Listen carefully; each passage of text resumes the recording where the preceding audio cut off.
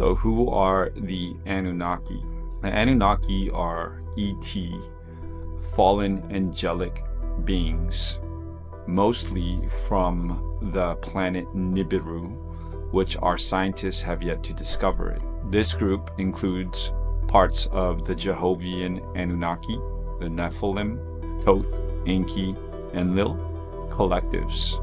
They were originally from a part of the Syrian planet, Sirius A, and now they've become wanderers because a long time ago, a large portion of the Anunnaki, the resistance Anunnaki, chose through repeated free will choice to cut themselves off from the source of all energy. Now, if you're cut off from the source of all energy, you have to vampire and parasitize energy from humanity and other sources to remain immortal.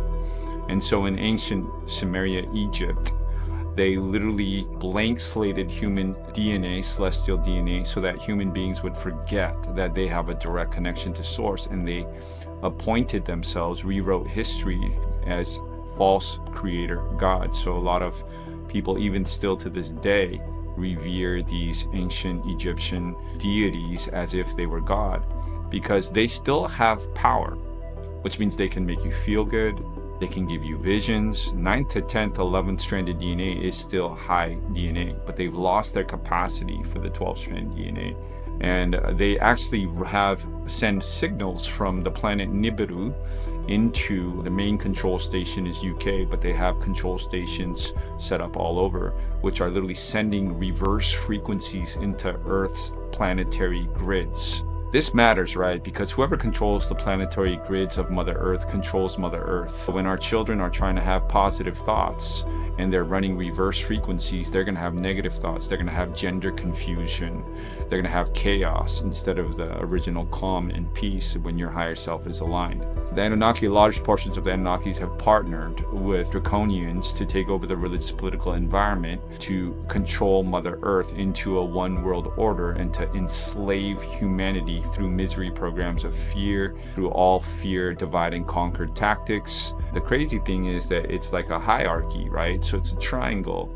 The off-planet chosen ones and their on-planet chosen ones, they come into human bodies through genetic advanced labs, and they don't even care about their children. What I mean by that is every step down on the pyramid knows less, knows less, knows less. And they've lost all capacity for humanity. In fact, at this point, they're just feeding off of human energy and emotions and fear to remain immortal. And they have a plan to take, if you want to say the one world order, all of humanity down with them through a black hole. Space does return. But there's actually nothing to fear, because even though in Egypt they cut us off, we're starting to remember now. Earth is on return cycle to source. The heartbeat, the core frequency of Mother Earth is increasing.